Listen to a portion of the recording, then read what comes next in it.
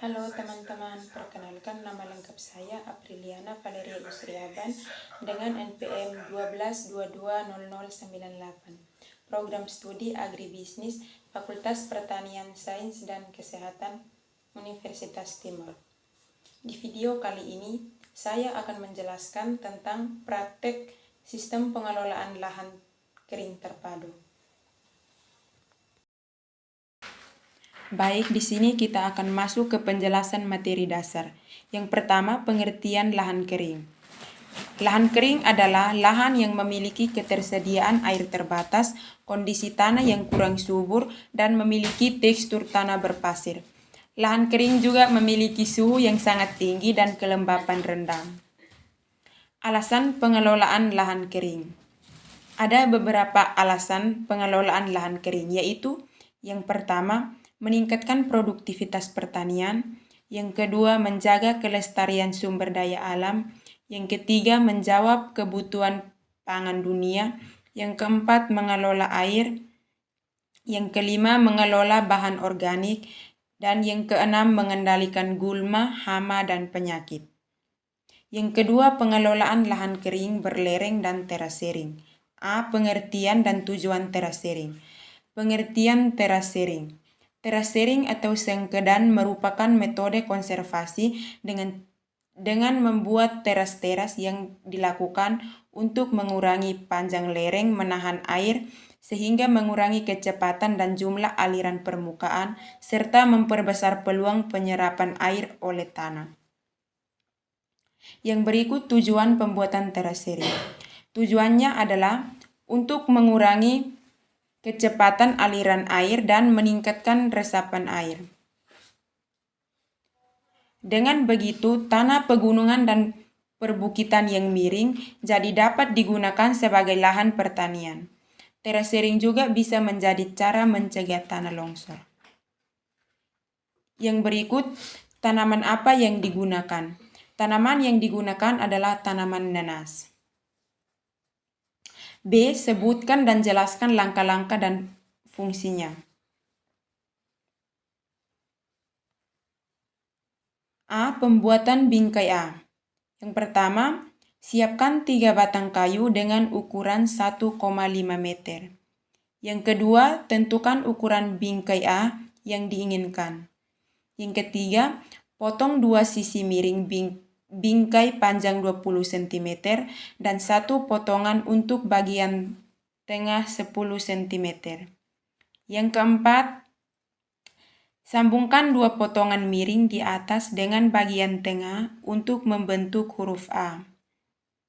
Yang kelima, gunakan paku untuk menempelkan dan memperkuat sambungan pada bingkai A. Yang keenam, siapkan tali rafia dan batu berukuran kecil diikat pada bagian tengah bingkai A untuk menentukan titik koordinat. Yang berikut pembuatan terasering. Pembuatan terasering atau sengkedan adalah metode konservasi tanah dan air yang dilakukan dengan membuat teras-teras di lereng. Berikut adalah langkah-langkah pembuatan terasering, yaitu yang pertama, melihat jenis tanah. Yang kedua, membentuk struktur berundak-undak. Yang ketiga, membangun dinding-dindingnya. Yang keempat, memberikan pemisah antar petak. Yang kelima, menggali tanggul drainase. Dan yang keenam, memilih tanaman yang tepat. Yang berikut pembuatan mikroorganisme lokal atau MOL. Yang pertama, pengertian. Pengertian mikroorganisme lokal adalah proses fermentasi bahan-bahan alami untuk menghasilkan cairan yang mengandung mikroorganisme.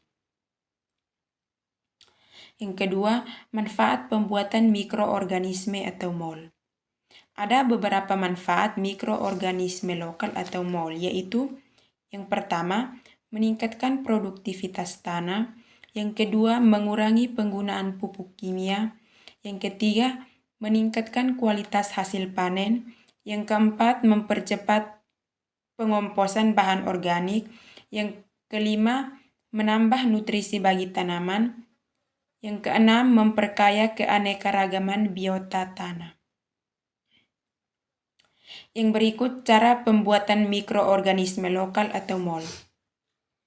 Cara pembuatannya yaitu air bersih 5 liter, air beras 2 liter diisi ke dalam ember, lalu dicampurkan dengan 5 sendok makan gula pasir. Setelah itu diaduk hingga gulanya larut. Yang berikut pembuatan biochar. A. Pengertian biochar. Biochar adalah bahan padat kaya karbon hasil konversi dari limbah organik atau biomas pertanian melalui pembakaran tidak sempurna atau suplai oksigen terbatas. Yang kedua, manfaat biochar. Manfaat biochar memiliki banyak manfaat, yaitu yang pertama, meningkatkan tingkat kesuburan tanah, yang kedua, memulihkan tanah yang terdegradasi, yang ketiga, menyimpan karbon, yang keempat, menyerap air, dan yang kelima, menciptakan habitat mikroorganisme, yang keenam, menekan perkembangan penyakit tanaman, yang ketujuh, mengurangi ketergantungan pada irigasi. Yang berikut alat dan bahan. Alat yang digunakan adalah corong, sekop, dan ember. Bahan yang digunakan yaitu sekam padi. Yang berikut langkah-langkah pembuatan pupuk biochar. Langkah yang pertama yaitu corong diletakkan secara vertikal atau tegak pada permukaan tanah yang datar.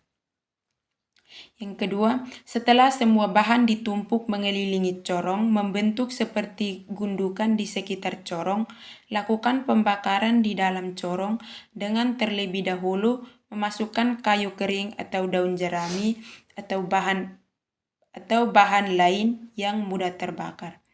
Pembakaran ini hanya dilakukan secara starter atau pada awal saja dalam pembakaran sekam. Yang ketiga, kontrol pembakaran sekam agar tidak terjadi nyala api di luar corong atau langsung menyala pada tumpukan sekam, sebab pembuatan arang ini merupakan proses pembakaran sempurna. Dalam proses ini hanya boleh terjadi di dalam corong. Yang berikut ini hasil dari proses atau langkah-langkah dari pembuatan pupuk biochar.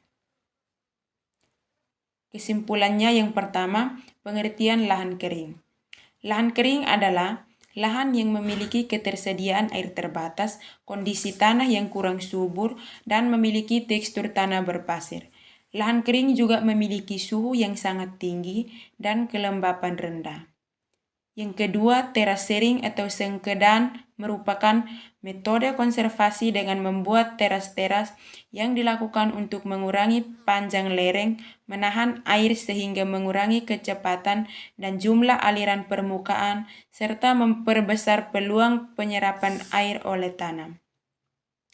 Yang berikut, pengertian biochar.